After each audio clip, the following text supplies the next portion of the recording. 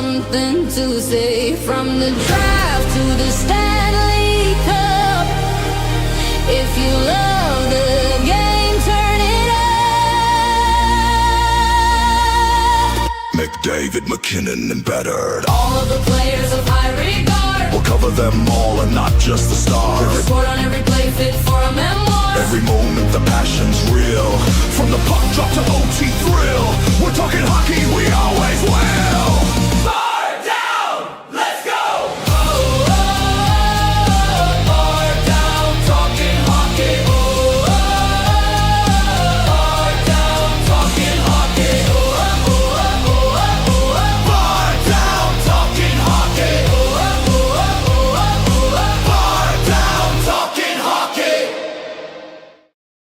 What's up and welcome back to BarDown Talking Hockey, episode number 205, presented by the Barroom Network. It is the home of everything relating to the greatest sport in the world, the National Hockey League. My name is Vinny Parisi, and I still believe the New Jersey Devils are going to win the Stanley Cup. And this right here, this is Frankie Mueller, and he is the king of all beans. Frank? BarDown Talking Hockey. So catchy. So catchy. I sing it in my sleep, I think. That song could win awards, let me tell you. That's and be on the lookout that those graphics will be updated throughout the season. as the That's season incredible. goes on. So yeah. You got to get that Mike Sullivan one out of there. That guy's a boob. you know, If Mike Sullivan ruins Team USA and makes them incapable of winning the Olympic gold, I'll be pissed. you'll be mad. You'll be Oh, big mad. Big mad. Like You don't not use a Jack Hughes in a checking role. You don't. Sorry. He is one of their top 6 forwards. Keep him there. fair. Like, he was, like, listen, he wasn't scoring, but I just think you bumped him down to the third line. He kind of started playing in more of a checking role. We'll get to that months down the line. Months down the line. I'm going to have a ring on this finger when we talk about it. For real, for real. 2 months, eh? Less than 2 months. Yeah, less than 2 months. I think we're in the 40-day range. Have you like grasped your mind around it yet? Oh, or not? No. Like, Absolutely. it doesn't feel real, right? It's one of those things that, like, you know it's coming. You have grasped that it's coming.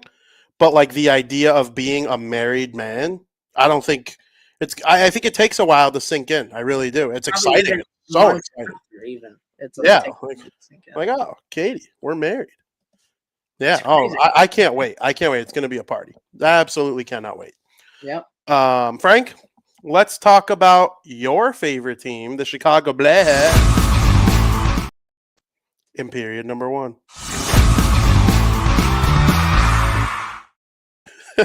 Look, I was moving the cursor over the thing, and because Yeah. my mouse doesn't work anymore, Yeah. broke it. Yeah. It pressed it as I was going over it. So Yeah. For sure. Totally. We totally all believe you. Yep. yeah, that's okay. Absolutely. Frank, Yeah. the Chicago Blackhawks are off to a really nice start. Are they, one of the hottest teams in the NHL? No.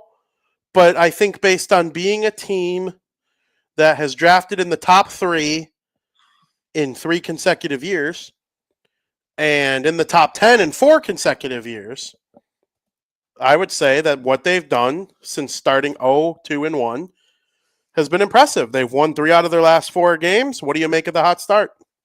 They're 4th in the Central. They're 3-2-2 through 7 games, 8 points. This is the best start they could have probably asked for, realistically, in their minds. This is also their best record through 8 games that we've seen since 2021-2022. Ooh, the Nugget. Yeah, so that's very good. The past 3 or 4 years, they have not started off this well. So it's a breath of fresh air. And like Travis says here in the chat, like I said, they're 4th, but let's hope we continue to see growth, because right now we're seeing a lot of growth from the Chicago Blackhawks. And we saw through the first 3 games of the season, yeah, they were losses. They were 0-2-1, but they were close losses, which was a good sign. They did not get blown out of the water, even by teams who were on paper a lot better than them. They're also scoring a lot more, which is nice, which is an improvement over the last few years as well. the goal scoring is actually at a +4 goal differential, which it's nice to see that number in the green. So I think for right now, watching this Blackhawks team to start the year, it's been a really nice start, and it's a breath of fresh air. They're like really fun to watch right now.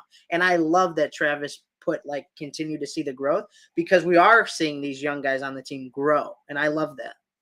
So when I think of the best 1-2 punches, and of course I mean top 2 centers on an NHL team, you know where I value that in terms of winning cups. Mm-hmm. I think the cream of the crop is McDavid, Draisaitl, right? Those are the best 1-2 punch in the NHL.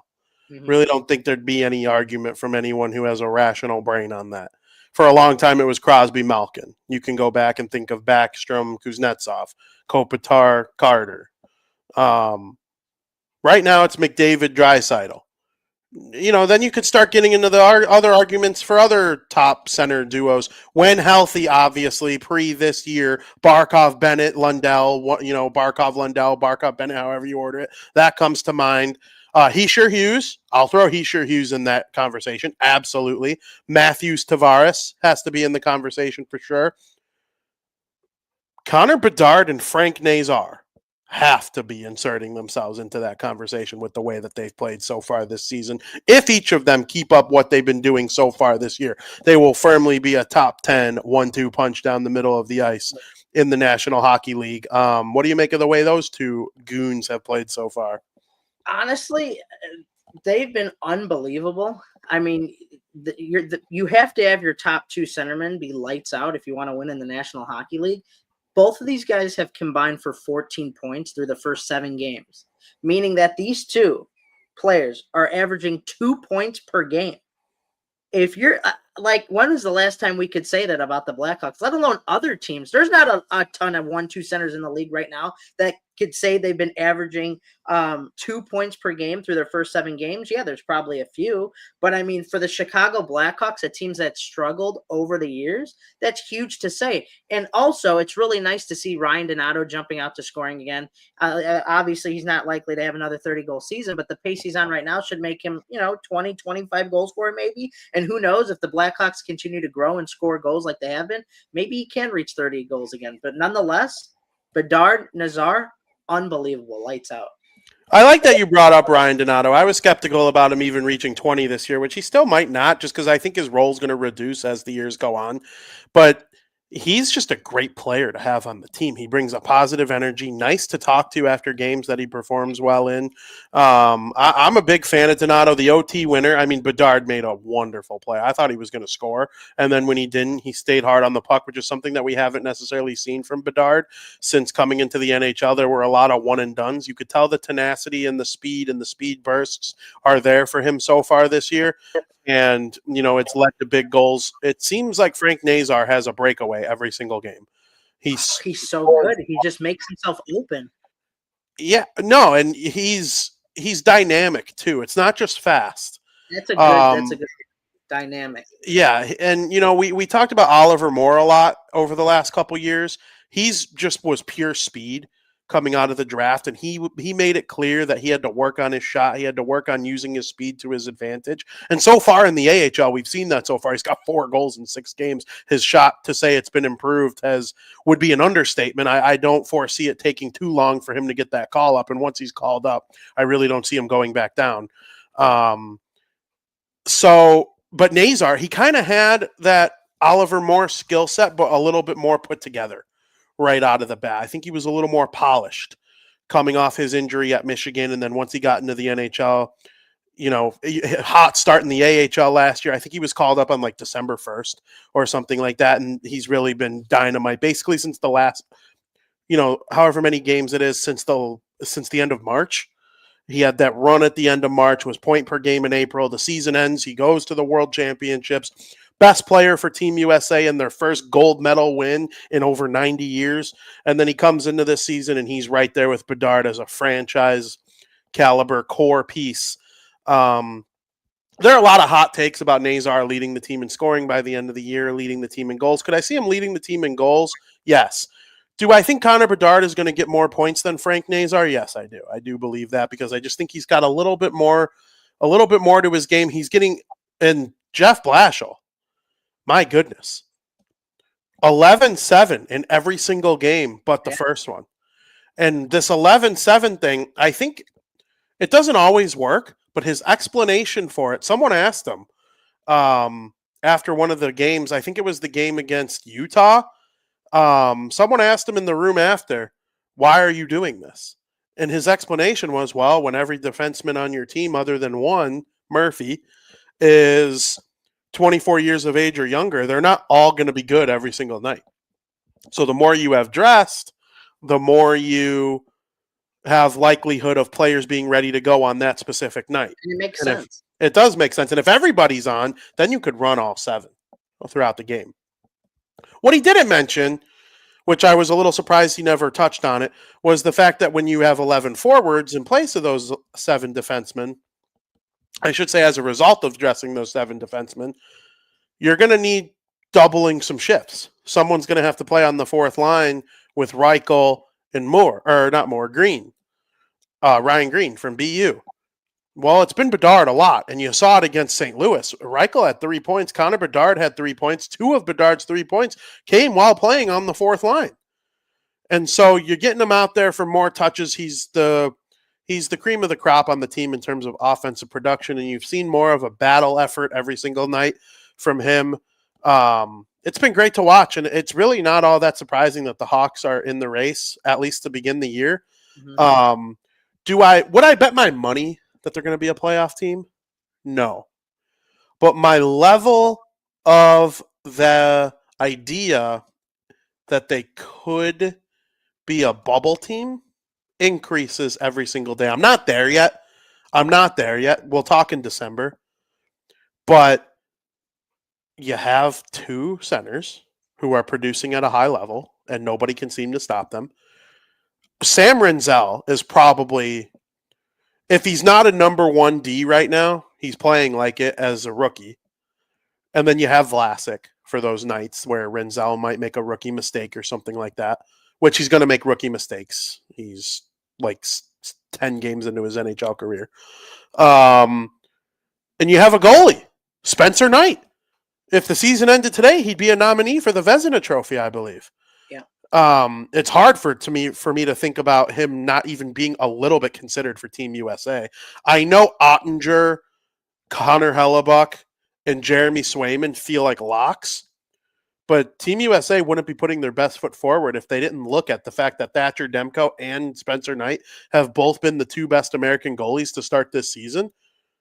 Like, you just got to put your best thinking cap on when it comes to making some of these decisions, at least considering for an injury or something like that. Spencer Knight's been amazing. Top 3 in goals against or it might be top 5 in goals against and save percentage. He's been absolutely spectacular.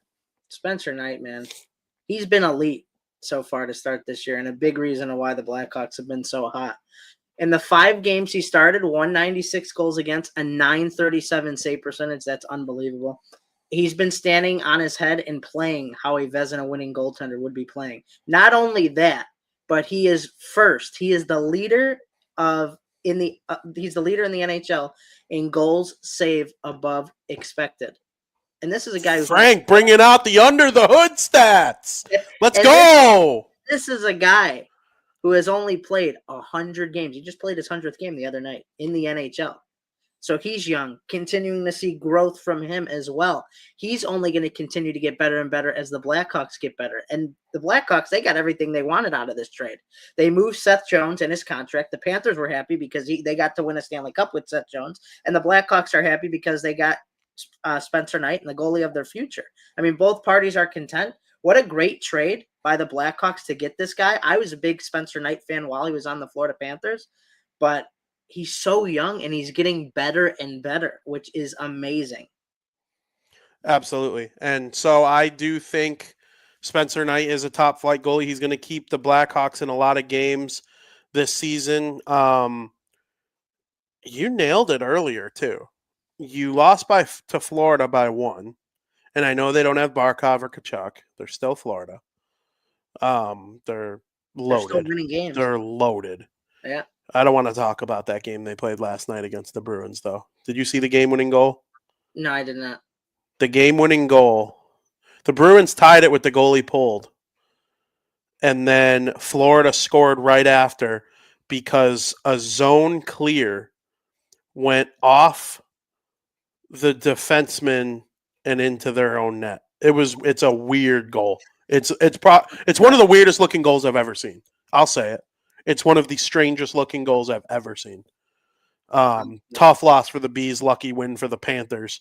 But yeah, Spencer Knight is unbelievable. Oh, and my other point, that loss to Montreal, they were 15 seconds from, it might have been 35. Was it 35 or 15? 35 seconds from going to overtime against Montreal. And, Caden Gooley throws one on net. It's tipped in by Uri Slavkovsky, and the Canadians take that big win with a couple seconds left in regulation. Well, who knows what happens when that game goes to overtime? We're going to get to Montreal later. They're an exciting team, but the Blackhawks have players that can take advantage of 3-on-3 as well. Mm-hmm. And you go to a shootout, tough game against Vancouver, you can argue they should have won that one because goaltender interference on Tyler Bertuzzi? I don't know about that one, Chief. That's the one we watched together.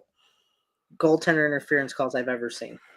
Yeah, and I think they just didn't want to allow it to be a goal because they blew it dead or whatever, and they used that. I don't know. It was a weird review.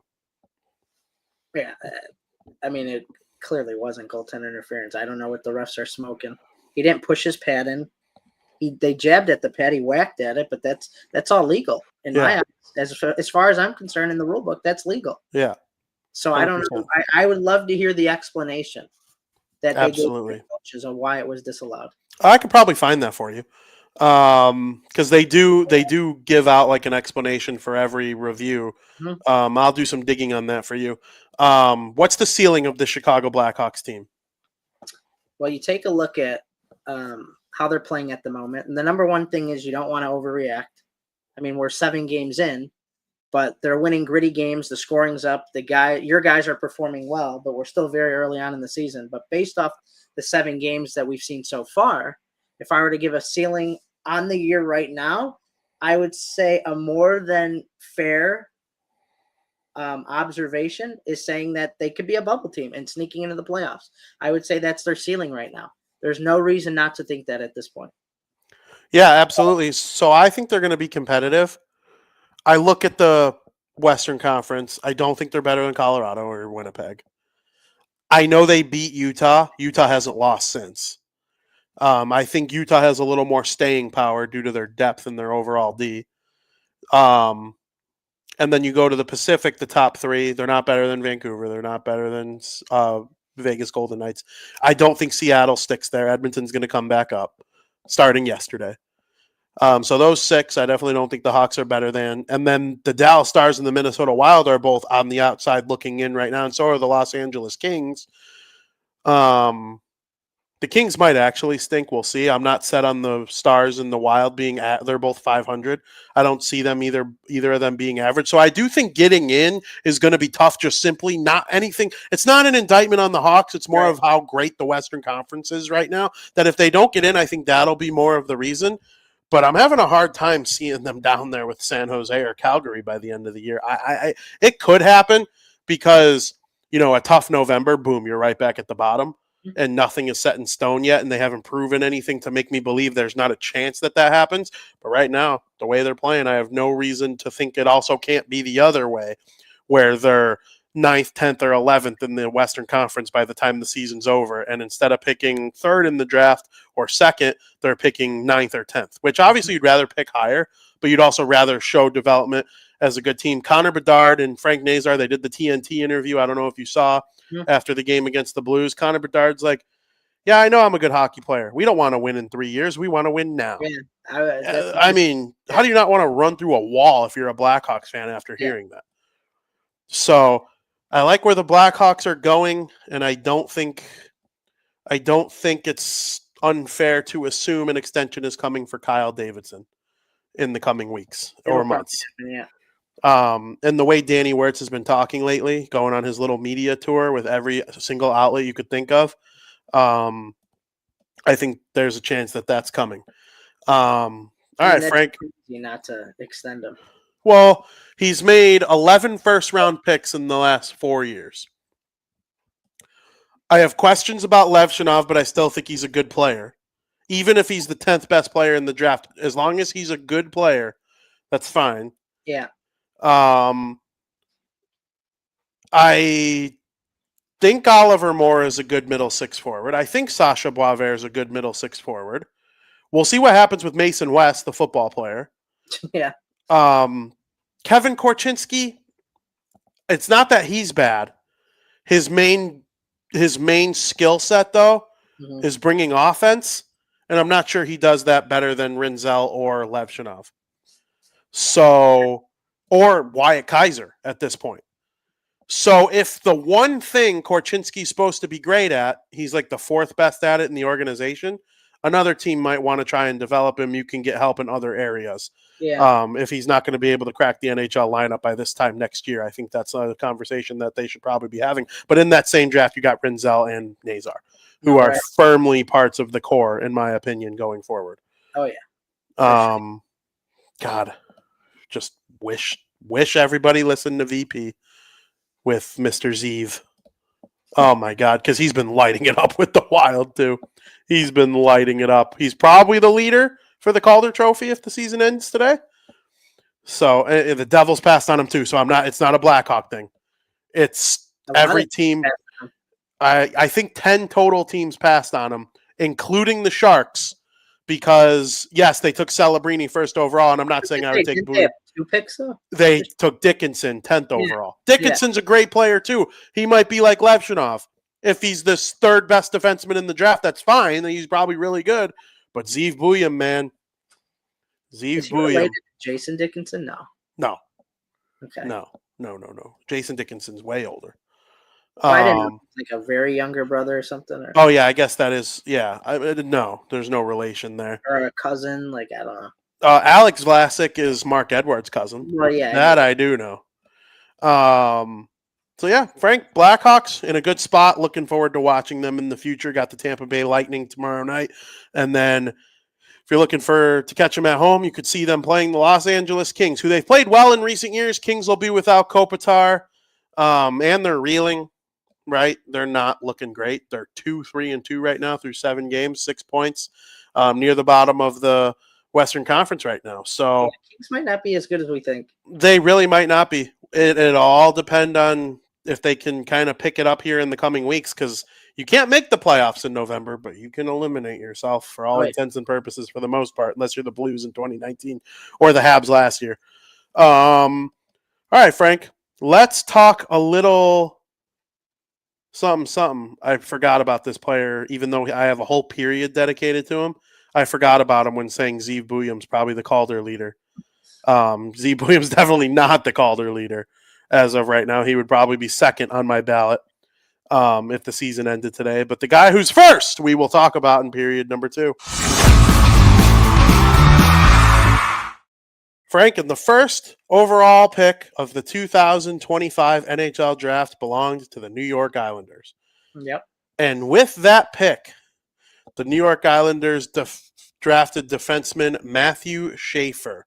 Matthew Schaefer took the world by storm with his incredibly tragic story about his mother passing away within a couple years of him being drafted, and the way him and his family have kind of grinded through that mourning and sorrow. And now he's in the National Hockey League. Yeah. And he was injured for most of last year, so drafting him first overall felt a little risky. He has come back into this year, and he already looks like one of the 10 best defensemen in the NHL, and he's 18 years old. What an amazing start for him. He's got points in every single game, including his first career NHL goal, which came in Game 2, and his first career multi-point game, which came yesterday against the San Jose Sharks. What's your overall take on the beginning of the career of one Matthew Schaefer? Yeah, Matthew Schaefer has been nothing short of amazing to start his NHL career. Like you said, his first career goal came 2 games in. He has 7 points through 6 games, and he's only 18 years old.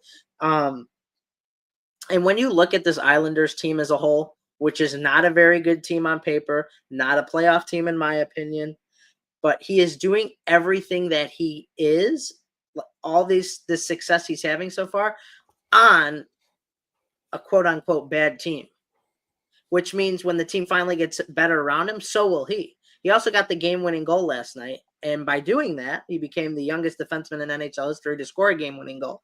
18 years and 46 days old, which means he's a fresh 18-year-old.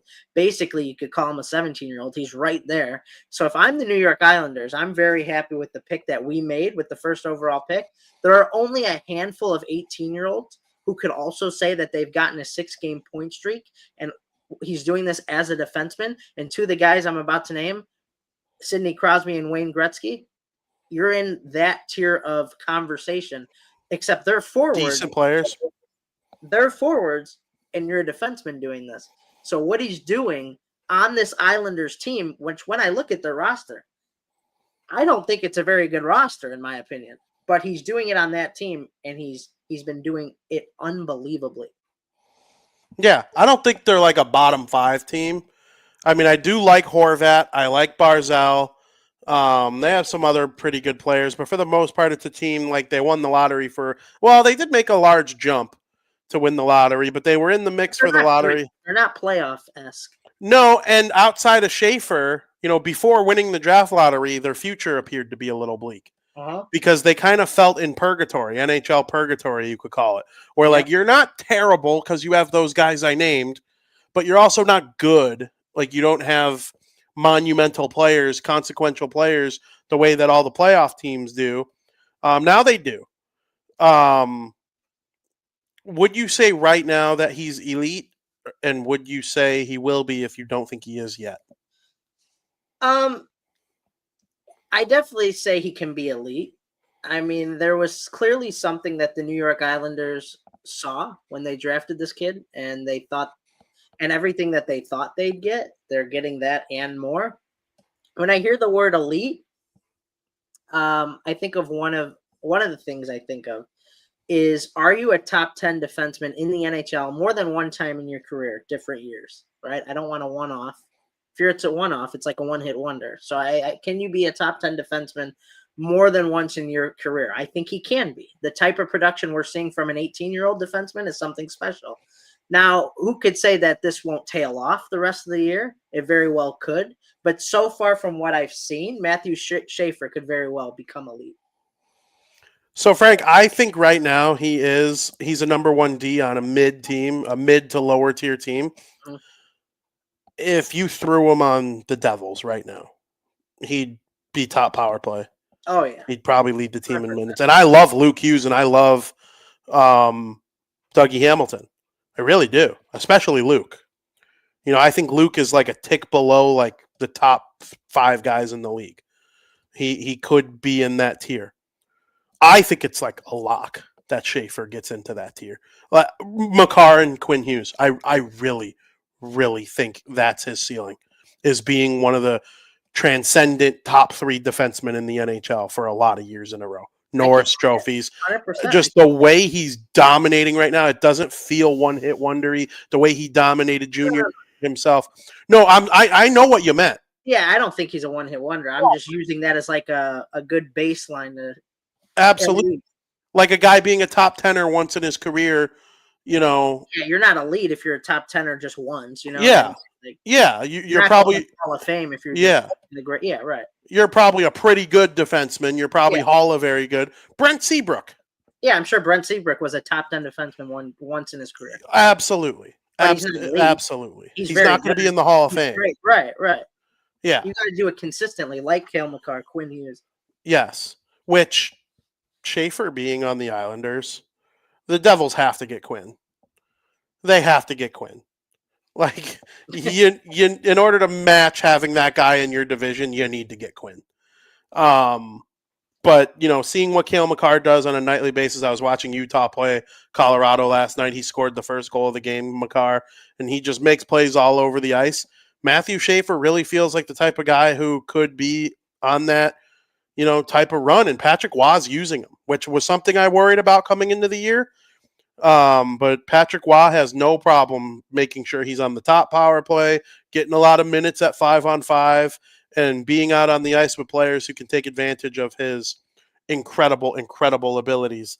I think it's going to be a really good year for Matthew Schaefer. What in your mind is his maximum points for this year, his rookie season? Goals, assists, points.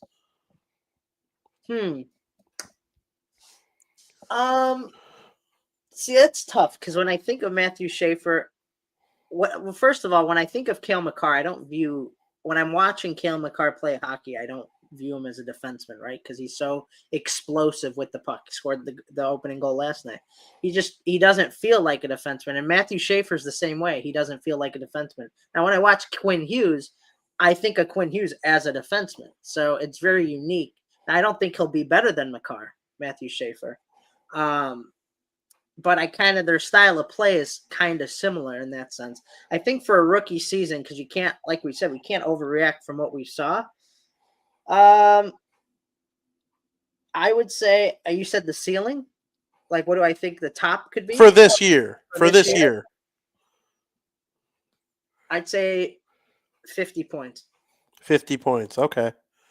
Interesting. See, I got him being a 70-point defenseman and running away with the Calder Trophy. That'd be incredible. Running away with the Calder Trophy. 50 assists, 20 goals.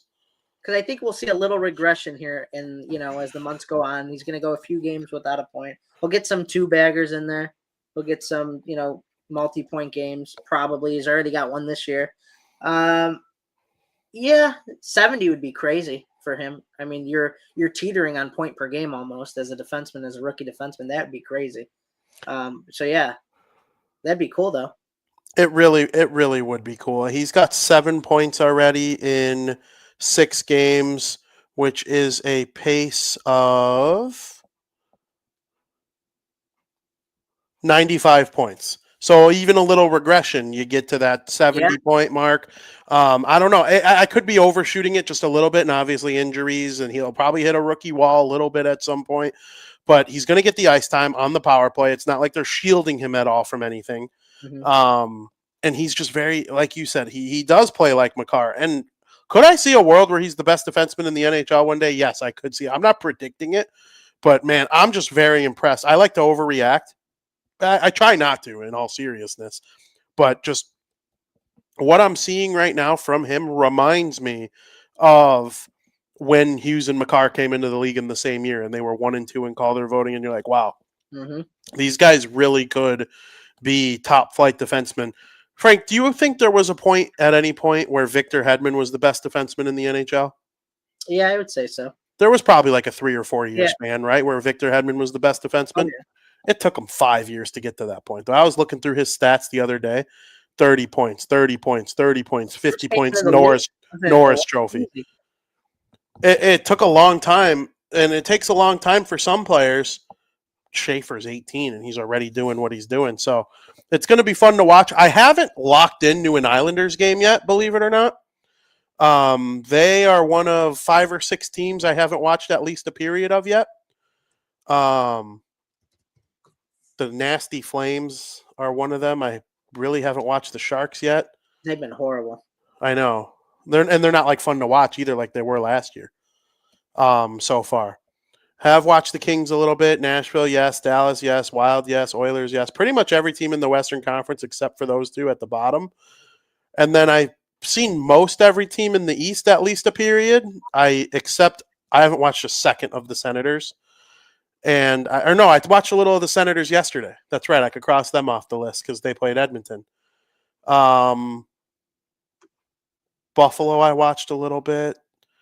Really, just the Islanders at this point.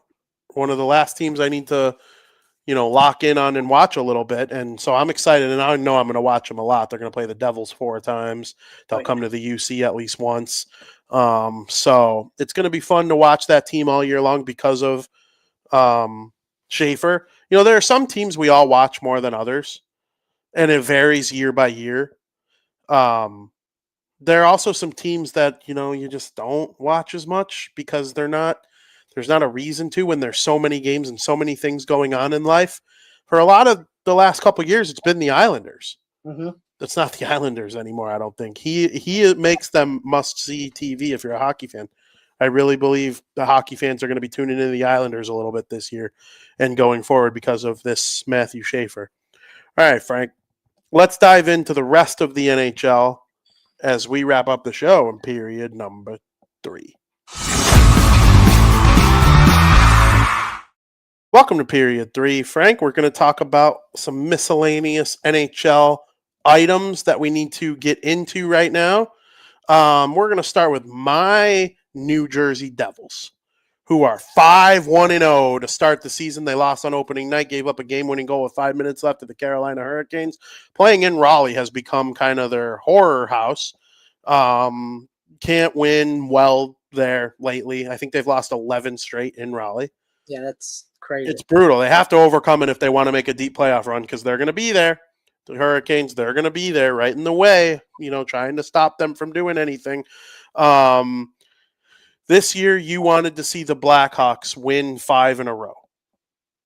And I just feel very, very, very fortunate that on Game 6, the Devils already reached that state. They've got a 5-game winning streak, and they've beaten good teams, too, along the way. It's not like they have, beaten Buffalo twice. Like last year, they had a nice start. They beat Buffalo twice in Czechia to start the year, to start 2-0. Like, no, there's none of that. They beat Florida, Edmonton, Tampa Bay, and Toronto, and Columbus, who aren't off to this great start, but last year they were 2 points out of the playoffs. Good team. And that's the worst team they've beaten is Columbus. The Leafs, cup contender. Lightning, cup contender. Panthers, cup contender. Oilers, cup contender. And most of the games weren't even really close by the time the final whistle came. New Jersey's been real good so far this year. This start by the Devils isn't surprising for me. I knew that as long as this core group of Devils stays healthy, they would be right up there at the top of the Metropolitan Division. The Carolina Hurricanes, they're always going to pose a threat to them. They're a very good organization. They're a very good team. They're very well ran. They're the Devils' only loss, and they end up, and they're going to be one of the favorites to win the Metro as well with the New Jersey Devils. Jacob Markstrom right now, he's hurt. So now you got Jake Allen and Nico Dawes in net for a couple of weeks as the Devils await Markstrom's return. And Allen's been great so far. And we're going to get tonight our first look at Nico Dawes this season. And I like Nico Dawes a lot. I think he has the makings to be a great backup goalie in the NHL. But all things are pointing towards good signs for the Devils so far this season. They got to keep the foot on the gas. And they got to stay healthy is the most important thing, as we saw last year. Yep. Jack Hughes looks like Jack Hughes, 9 points in 6 games. He's on pace for, the traditional 100, 110 points. Bratt right there with him. Heischer's looking like a Selke Trophy candidate once again. The big thing for me is the way Timo Meier has played so far this year. The Devils need Timo Meier to be their 4th best forward and be, an upper echelon forward. Don't just be the 4th best forward by default. Go out and be their 4th best forward. Power forward, hit everything you see, go to the front of the net, score goals in all sorts of ways, the way that we know you can. And that'll really drastically change the way the Devils look in the top 6. And in the bottom 6, Arseny Gritsuk, just absolutely awesome. With Schaefer and Buyum and Demidov and even Rinzel, some of these other guys that are rookies.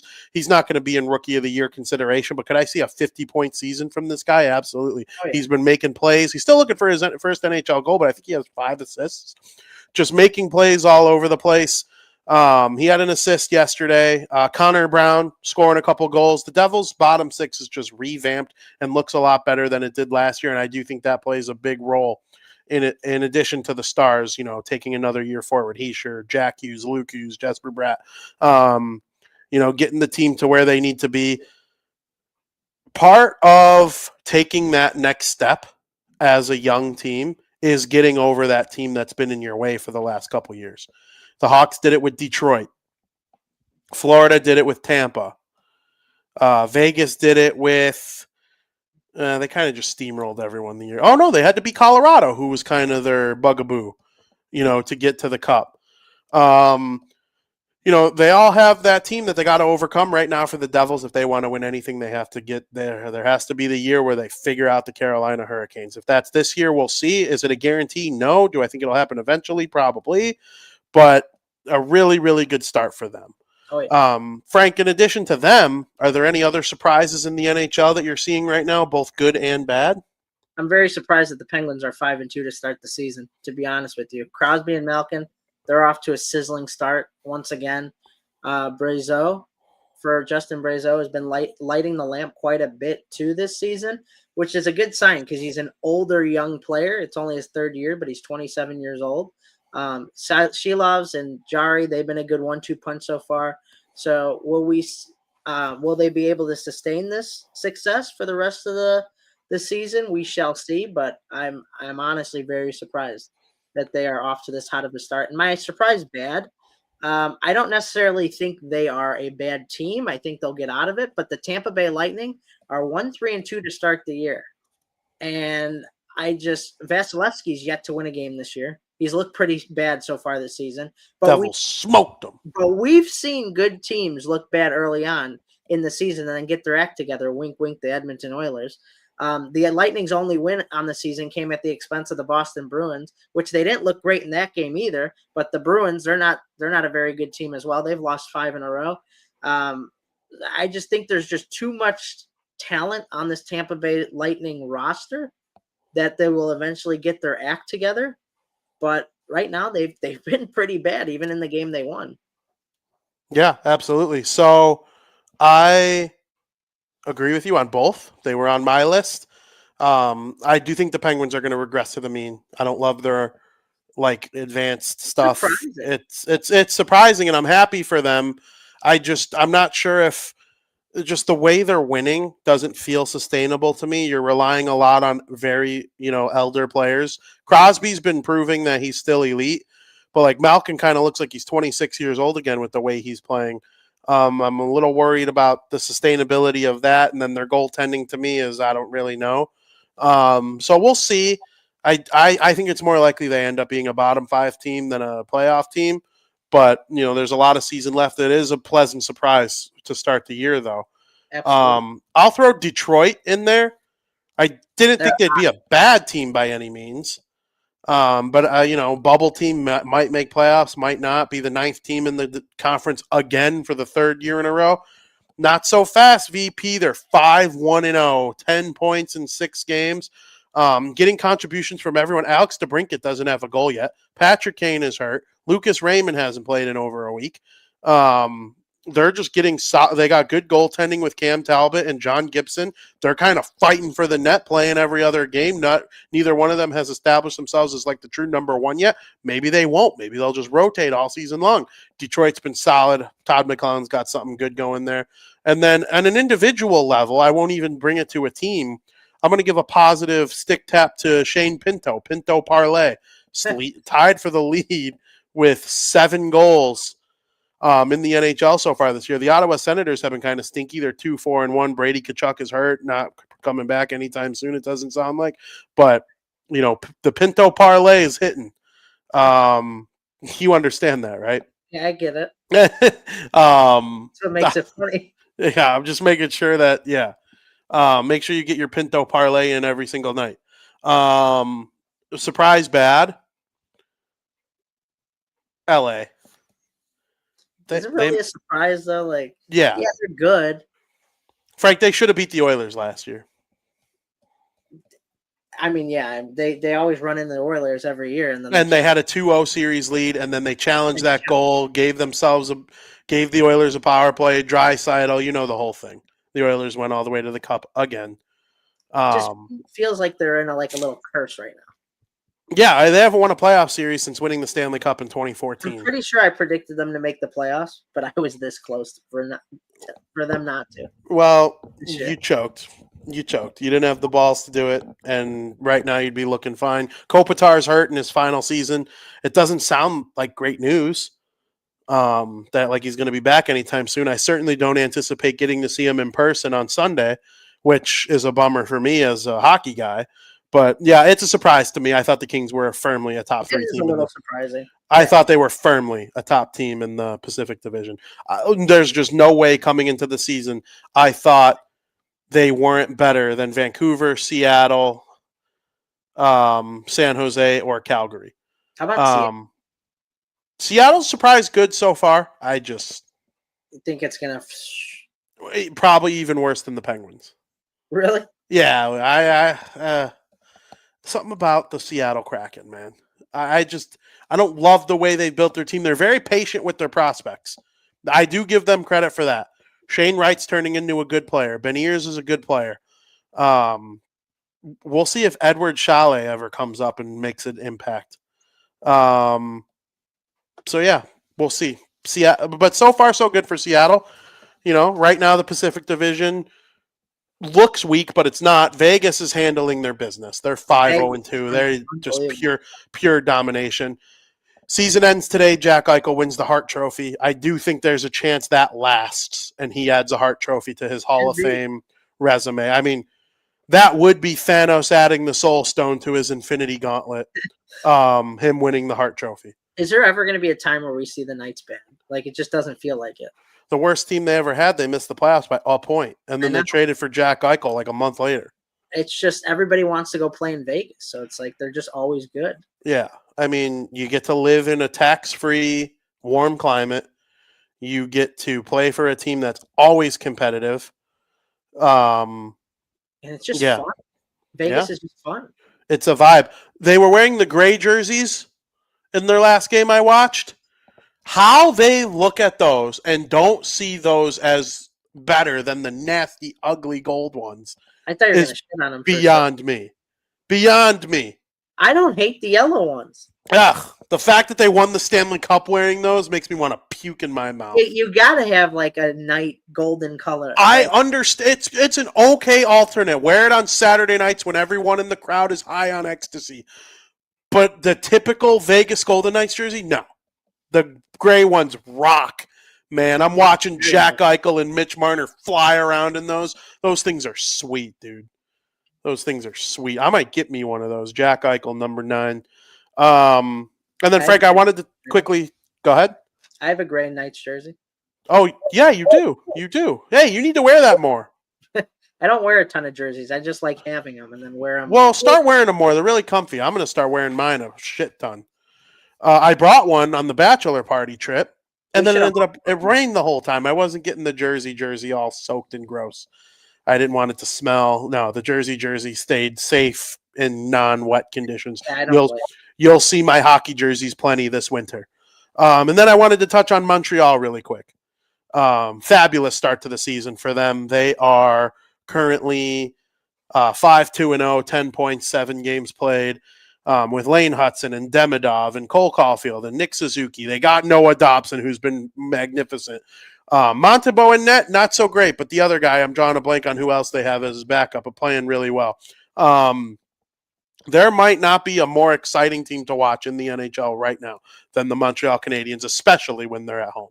I agree with you. I mean, some of the highlights I've seen from their passing and scoring opportunities in the offensive zone, they're just so exciting to watch. And I think a good word to describe the Montreal Canadiens is they're very contagious. The team's energy is contagious.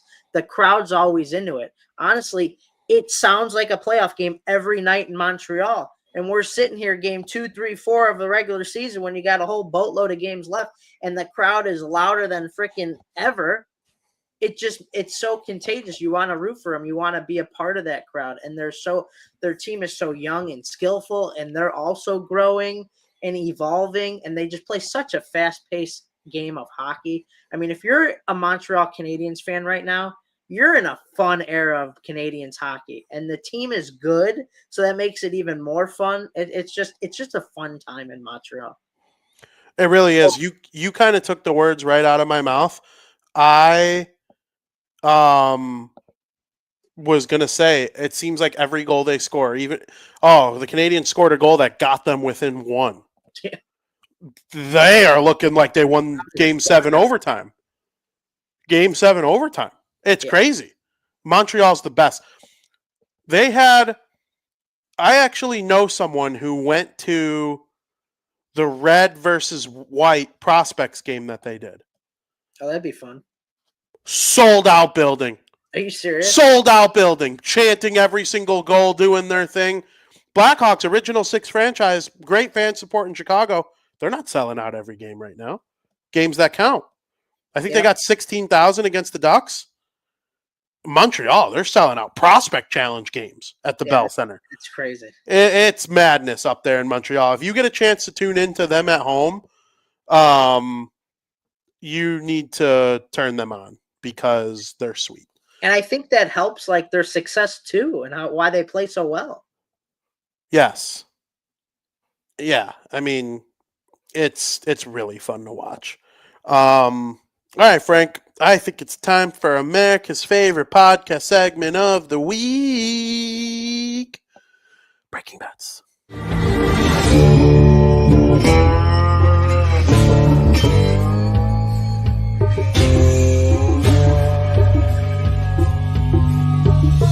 Where's my money, bitch? Hello, players. The time for talk is over. The floor is yours. Alrighty, VP. Let me. All right. If you followed Breaking Bets last time, we went 2 for 2. It was a lot of fun. Tonight, got 2 picks for you about 2 teams we talked about. One we talked about more than the others, but we got the Montreal Canadiens traveling to Calgary to play the Calgary Flames. I do not know why the Canadiens are only minus 125 in this match. The Flames have been awful so far this season. They've lost 6 games in a row. This may be the book's way of saying they don't think the Flames could lose a 7th game in a row, but why not? With the way the Montreal Canadiens have been playing and the inability of the Flames to score goals, I'll gladly take the Montreal Canadiens in this matchup. The Flames will be coming into this game scoring 3 goals in their last 3 games. They just have not been able to score, and now because I said that, they'll probably light the Montreal up for about 6. But we are taking the Montreal Canadiens money line at minus 125 bet to win 2 units. And you got to include a little college football. I was just at the Wisconsin game this past week. A lot of fun. It was my first ever college football game. I love college football. There's not usually a large slate of college football games on Wednesday night, but the way New Mexico State has looked in the recent few games, it's only fair we take them at home with a little bit of value. They were double-digit underdogs last week against Liberty. New Mexico State had the lead in the 4th quarter, but just couldn't hold on, losing by 3. The week prior, they blew the doors off of Sam Houston 37-10, who are a really bad team. But you like to see the offense go off like they did, even against teams like Sam Houston. The offense has been clicking, and Missouri State on the road, they're not a team that scares me, especially when they're on the road. So I'm going to ride with the hot hand here. I'm going to take New Mexico State money line at minus 110, bet to win 3 units. There you go, Frank. Great breaking bets as always. If you feel the need to back Frankie, do it. If you feel the need to fade him, do it. I would back him. I think he's going to nail this one. He's going to nail it. Nailed them last time. Do you have your 2025 picks on the show calculated? No, I stopped doing it for this year because I felt there was one day like I lost track, and then it like really irritated me that it wasn't 100% accurate. But maybe I'll start for 26 since the year's coming to an end. When the new year starts, maybe I'll keep it going. Since our new show, I'm 2-0. Is your plan to restart in 2026? Yeah, probably. Okay, because I don't think we're going to take a break in the summer. Just because my whole situation is going to be different. I'm not going to feel the need to take a break in the summer. Yeah, I'll restart in 26. It's easier to just get a fresh year. Yeah, 100%. Well, if it makes you feel better about starting it in January, that we're probably not going to take more than a week or 2 in the summer. Yeah. Obviously, there'll be times here and there we won't have a show in the summer. No, I was even thinking once a month in the summer after the draft or after free agency's over. Yeah, that's fair. Touch base on July 20th and then again on August 15th, and then we'll really get back into it for training camp. For sure. That's kind of my plan there. 2 shows in 8 weeks. And I think that'll be easier to keep up, stay fresh. I felt like I hadn't done a show in 3 years when we came back this season. I mean, the summer was bananas. I honestly think it was a great little break we had. Like we got updated graphics. The show's looking great. It's like a new season started. Like a new season, Big Brother, a new theme. I think it was great. Absolutely. Well, we'll follow. We'll kind of have a mixture of that next summer. It'll be great. Sounds good. Frank, great show as always. I hope everybody enjoyed watching. Keep watching hockey. There's a lot of good stuff coming up. Tonight, the New Jersey Devils take on the Minnesota Wild. I'll be doing Game Day Live on the Let's Go Devils Podcast Network. Make sure you tune into that. Scotty will be back for Devils After Dark, which I took his place last night in lieu of a scheduling conflict. You got Red Wing Sabres, too, on TNT, Canadians Flames. Tomorrow night, back to the whole thing. And then guess what? Next week, on Tuesday, the NHL's Frozen Frenzy. I was just about to bring that up. It's going to be a great slate of games with every single team in the National Hockey League playing that day, including my New Jersey Devils taking on the Colorado Avalanche at 8 p.m. Central Time at 7:45. And remember, it's 15-minute staggered start times. There is literally hockey all day or all night, starting at 5 p.m. Central, and 15-minute staggered starts the rest of the night all the way through. The Kings and the Sharks don't start till 10 o'clock. I'm going to be at the United Center watching the Chicago Blackhawks take on the Ottawa Senators. I'll have my rig where the Devils are set up. We'll be watching all sorts of hockey. King Sharks, I'll be locked in on that one because I love the last game of the Frozen Frenzy. And then guess what, Frank? Me and you are going to come on here the very next day and recap every single thing from the Frozen Frenzy and talk about our favorite moments from the big day. Are you excited? I'm very excited. So I encourage everyone to hit the bell on the Barroom Network's YouTube page. Make sure you get all notifications. The Chicago Bears are trying to win their 5th game in a row. They're trying to tie the Devils for a 5-game winning streak with a big game against the Baltimore Ravens. I heard Lamar Jackson practice today. We'll see. But all of a sudden, those back-to-back games against the Bengals and Ravens, they don't look as daunting as they did back in June. So we'll see how that goes. I hope everybody watches the Barroom Network. Make sure you follow at the King Bean on Twitter. I'm at Vinny Parisi on Twitter. And as always, Frank,